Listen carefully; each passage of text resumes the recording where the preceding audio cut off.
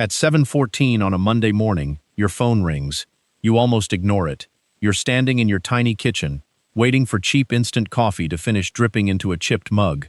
Your rent is due in 5 days. Your car has been making a strange noise for 2 weeks. And your bank account has exactly $1,846 in it. The number calling you is unfamiliar. You answer anyway. Is this Daniel Carter? Yes. My name is Robert Hayes. I'm an attorney with Hayes, Miller & Grant. I'm calling regarding the estate of Arthur Carter. You stop moving. Arthur Carter, your grandfather's older brother. You met him maybe 4 times in your entire life. He never married, never had children. Your family barely talked about him. You always knew he was wealthy. You just didn't know how wealthy. The lawyer continues. Mr. Carter passed away 3 weeks ago. His will names you as his primary beneficiary. You blink. Primary beneficiary of what? There's a pause. Then the lawyer says the sentence that changes your life forever. Approximately $5 billion in assets. You laugh. Not because it's funny, because your brain refuses to understand the number. 5 million? No, Mr. Carter. Another pause. 5 billion. You sit down. Your coffee keeps dripping behind you.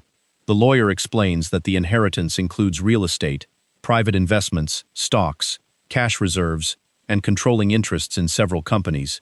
You barely hear him. $5 billion. Yesterday, you were worried about replacing the tires on your 12-year-old Toyota. Today, you're richer than people whose names appear in business magazines. The lawyer asks when you can come to his office. You tell him, this afternoon. Then you hang up. For the next 10 minutes, you just stare at the wall. You imagine everything you could buy. A mansion, a private jet, 10 supercars, an island. You could walk into your office, throw your employee badge onto your boss's desk, and never work another day in your life. You could call every person who ever looked down on you and tell them exactly how wrong they were. Then another thought hits you. If everyone knows you have $5 billion, how will you ever know who actually cares about you? You look at your old apartment, your scratched table, your cheap phone, your worn-out shoes, and you make a decision. Nobody gets to know. Not yet. You're going to stay exactly the same. Same apartment, same car, same job, same clothes. Because for the first time in your life, you have the opportunity to learn something most billionaires never can. What people really think about you when they believe you have nothing. That afternoon, you meet the attorney. The inheritance is real. Very real. You sign document after document. Your lawyer explains trusts, holding companies, tax structures, asset protection, private banking. You hire a small team to manage everything discreetly.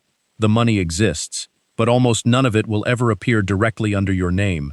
Publicly, Daniel Carter is still a regular 27-year-old office employee, making $52,000 a year. Privately, Daniel Carter now controls $5 billion. The next morning, your alarm goes off at 6:30. For half a second, you think about turning it off. Then you smile. You get dressed and drive to work. Your Toyota makes the same terrible sound. When you arrive 5 minutes late, your boss, Richard, is standing near your desk. He looks at his watch. Nice of you to join us, Daniel. Sorry, traffic. Richard shakes his head. This is exactly what I mean. People who want to move up in life don't make excuses. Normally, that sentence would ruin your morning. Today, you almost laugh. Richard earns around $110,000 a year. Yesterday, you were afraid of him. Today, you could buy the entire building he's standing in. But you say nothing. Understood. At lunch, your coworker Brad walks in wearing a new watch. He makes sure everyone notices. Rolex, he says casually. Nobody asked. 14 grand.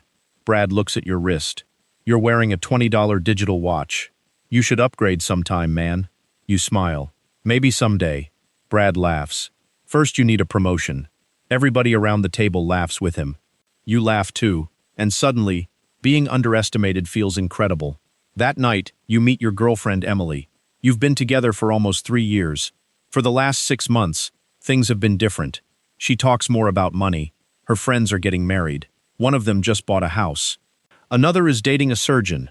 Emily has started asking when you're going to get serious about life. You're sitting in a restaurant when she brings it up again. Daniel, I'm almost 28.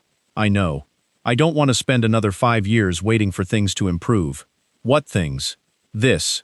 She gestures around. The restaurant, your clothes, your life. I just feel like you're comfortable. You could tell her, right there. You could lean forward and whisper, I inherited $5 billion yesterday. Everything would change. Her face, her voice, her plans for the future. And that's exactly why you don't.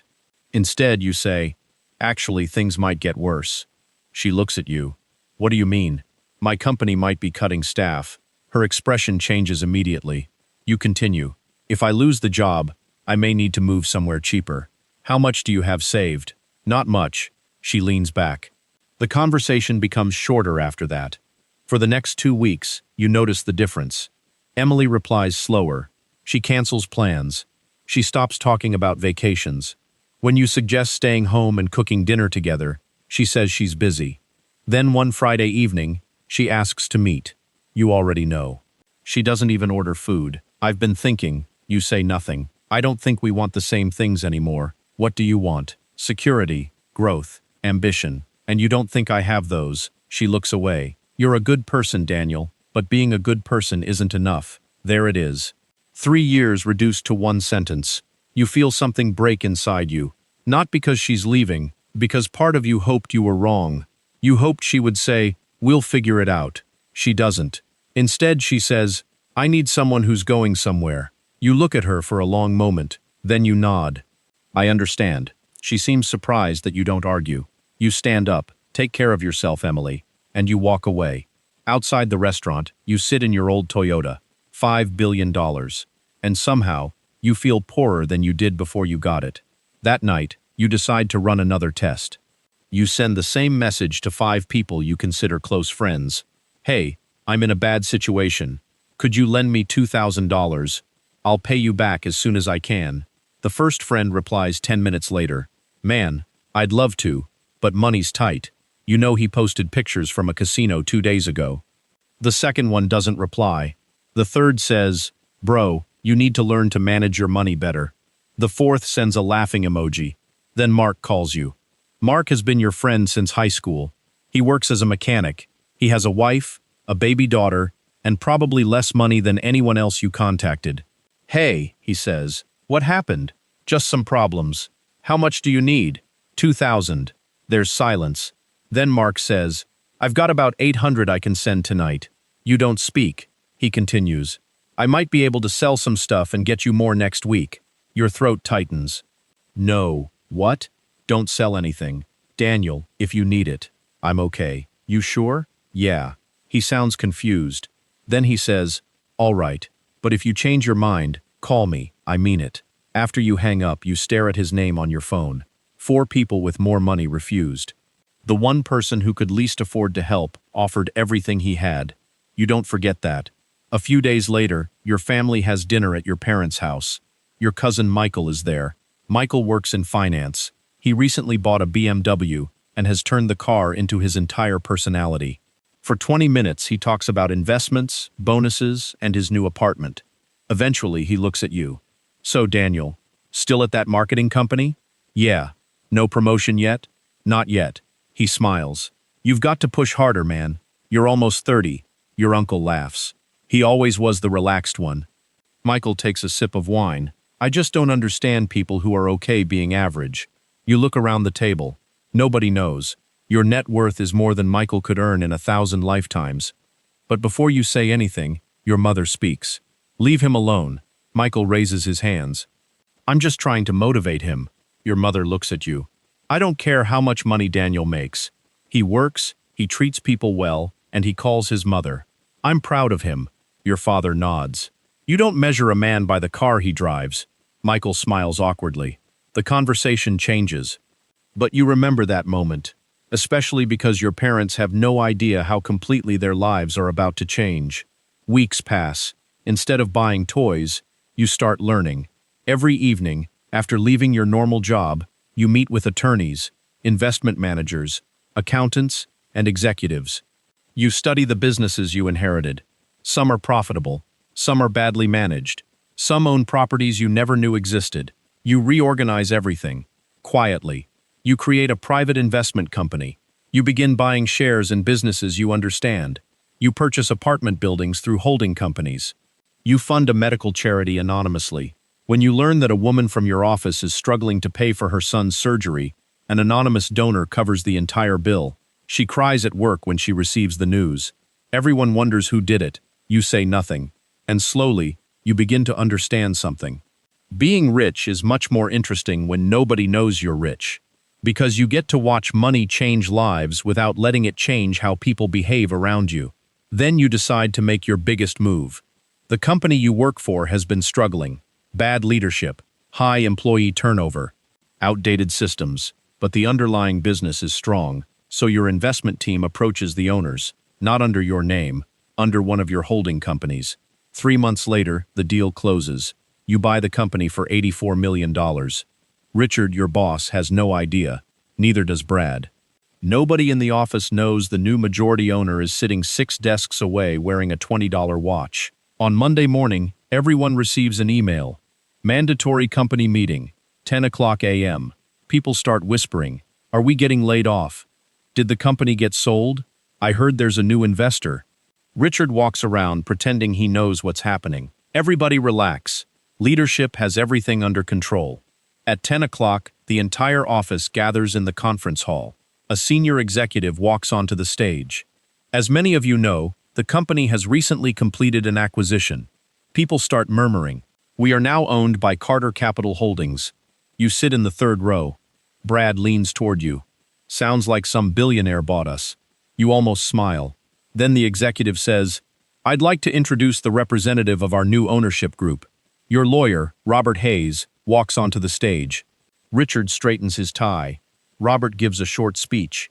Then he says, "But there is one person you should meet today." He looks directly at you. "Mr. Carter?" The room goes quiet. You stand. Brad looks at you. "What are you doing?" You walk toward the stage. People stare. Richard looks annoyed. "Daniel, sit down." You keep walking. Robert extends his hand. You shake it. Then he turns toward the room. "Everyone, I'd like you to meet Daniel Carter, the founder and majority owner of Carter Capital Holdings."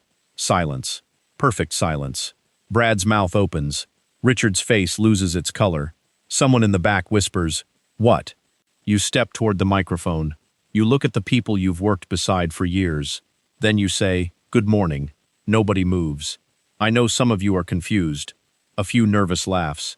I've been in this office for 4 years. I know what works here. I also know what doesn't. Richard stares at you. You continue. "People are worried about layoffs. There won't be mass layoffs." You see shoulders relax. "Actually, we're increasing investment in staff, technology, and employee development." Then you look toward Richard. "Management, however, will be reviewed based on performance." Richard swallows. You smile. "Relax, Richard. Your job is safe." You pause. For now, the room erupts. Some people laugh. Some clap. Brad looks like he's seen a ghost. By lunchtime, everybody wants to talk to you. People who barely acknowledged you suddenly want coffee. Executives who ignored your emails want meetings. Brad appears at your desk. "Dude," you look up. "You own the company?" "Apparently." He laughs too loudly. "I always knew you were going places." You stare at him. 3 months ago, he mocked your watch. You glance at his Rolex. "Nice watch, Brad." His smile disappears. That night, your phone lights up. Emily. You haven't spoken since the breakup. Her message says, "Hey, I just heard something crazy." You don't reply. 5 minutes later, "Did you really buy your company?" Then, "I always knew you were capable of something big." You laugh. Another message arrives. "I've been thinking about us a lot." Then another. "I think I made a mistake." You stare at the screen. 3 years together. She left when she believed you were broke. One news story was enough to bring her back. Your phone rings. Emily. You let it ring. Then you block the number. Not because you hate her. You don't. She simply gave you the truth. And the truth is worth more than the relationship you lost. The next person you call is Mark. He answers immediately. "What's up, billionaire?" You freeze. "You know? Everyone knows you bought the company, idiot." You laugh. "Come meet me tomorrow." "Why?" "Just come." The next afternoon, Mark arrives at your lawyer's office wearing his work uniform. His hands still have grease on them. He looks uncomfortable. "Man, this place is way too fancy." You sit him down. "Remember when I asked you for $2,000? Yeah, you offered me $800. So?" That was almost everything you had. He shrugs. You needed help. You slide a folder across the table. He opens it, then looks at you. What is this? 5%. 5% of what? The automotive service company I just bought. He laughs, then realizes you're serious. Daniel, it has 12 locations. We're expanding to 50. He pushes the folder back. I can't take this. Yes, you can. No, I didn't offer you money because I wanted something. I know. You lean forward. That's exactly why you're getting it. His eyes fill with tears. You continue. When everyone thought I had nothing, you were willing to give me almost everything you had. Mark looks down. You never have to sell your time just to survive again. For once, he has nothing to say. A week later, you pick up your parents. You tell them you want their opinion on a house. Your father complains the entire drive. Why are we looking at houses? You just bought a company. Don't start wasting money. Your mother agrees. Exactly. Save your money. You smile. They still don't understand the scale. You drive through a quiet neighborhood and stop in front of a beautiful house overlooking a lake. Not a palace. Not 50 rooms. Just something warm, peaceful. The kind of place your mother used to point at when you were a kid and say, imagine waking up there. You walk inside. Your mother loves the kitchen. Your father loves the workshop behind the garage. After 20 minutes, your mother asks, so are you going to buy it? You reach into your pocket. You place a set of keys in her hand. I already did. She stares at you. For who? For you. She laughs. Then she realizes you're serious. No. Yes. Daniel. Absolutely not. Your father shakes his head. This is too much. You look at both of them. No, it isn't. Your mother starts crying. You take her hand. You remember that dinner at your house? She nods. When everyone was talking about money, you said you were proud of me even when you thought I had nothing. She looks at you. You're my son. Of course I'm proud of you. That's why this house isn't too much. You look at your father. You loved me before any of this happened. He smiles. That's our job. No. You shake your head. That was your choice. For the first time since inheriting the money, you tell them everything.